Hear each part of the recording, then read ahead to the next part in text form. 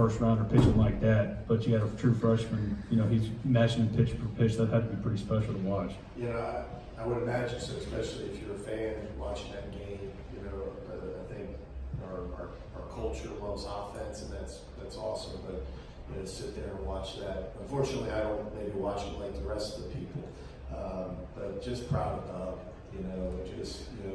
Each week. I don't want to say surprise because I think that's unfair. I think it's almost getting to that expectation where you look down the line and you got to almost pinch yourself and say he is a freshman.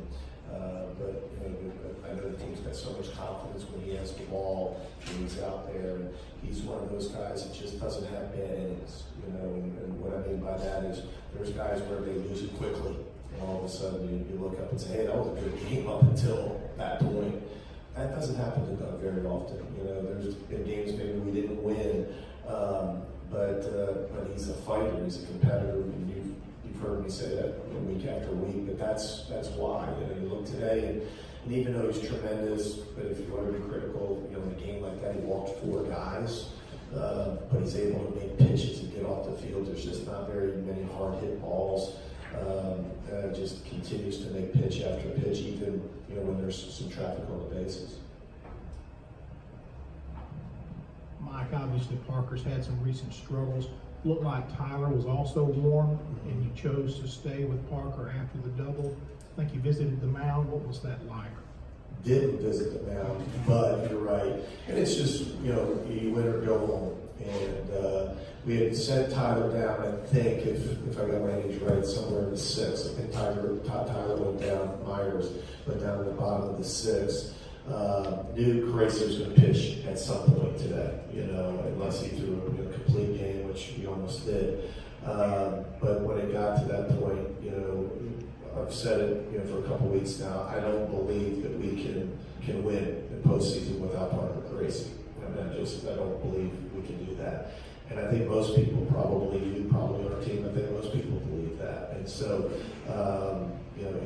he's won so many big games. He's been in that moment a lot more than most kids in this conference. And so, he's a tough kid. And when you're a closer, sometimes you get bloodied up out there. And that's what's happened to him the last few weeks. But it hasn't been one thing. We've had this conversation. It hasn't been, it's control and he walks people or he gets hit around. I mean, it's been a lot of different things. I don't mean fluke. I just mean it's been a lot of different things. There's times when he's been out there and, where it's 2 outs and nobody on. And then you look up, as we know, 6 runs later, you go, wow, what happened? So it's been a lot, and it's been almost hard to comprehend. But man, he was really good today, really good.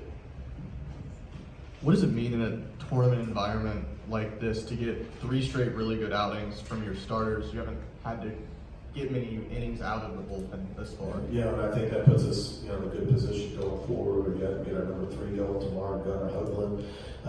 And I don't know, the rest of as rested as you can be going, as you said, going through 3 days of this. And that's what, I think that's the obvious thing is, you're able to, rest some arms. Certainly Parker goes 1 today. There's no doubt he could go tomorrow. You got Myers, you got Miller, you got Roth. You got Olenek, you got others, that can pitch. So, but again, who's ever out there's got to get out. And so hopefully we continue that stretch.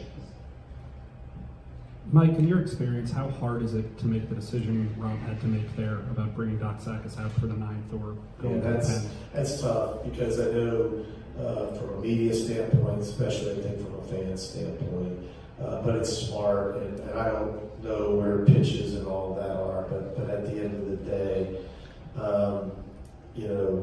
that guy's got a career in front of him, and they're going to win next week, and I think you got to be careful in this tournament.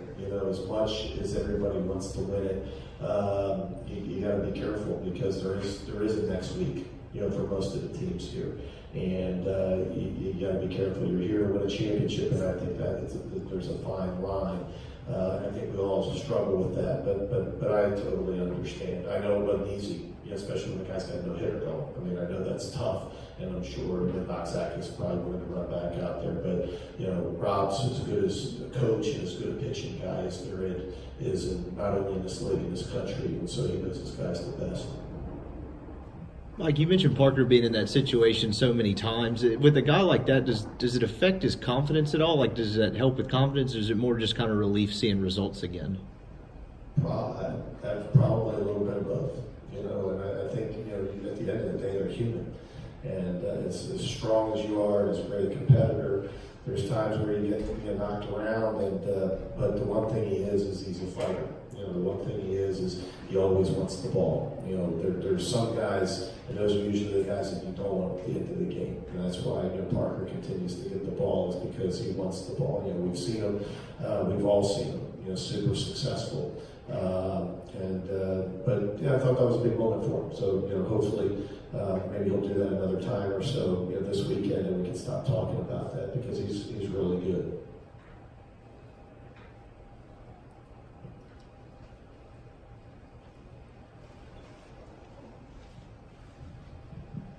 Mike, we can cite a lot of examples of how competitive this league is, but A&M throws 7 in the third no-hit yesterday and 8 no-hit today and loses both games. Is there a better example than that? I think I let off my opening comment with that, and you're exactly right. And in so many different ways, you know, this league is very, very humbling and very unforgiving. And that's a really good team in another dugout. And, you know, people will be critical, but at the end of the day, you know, most teams in the country, well, all teams in the country would like to pitch like that. I mean, you say if you're going to do that, you have a good shot to win.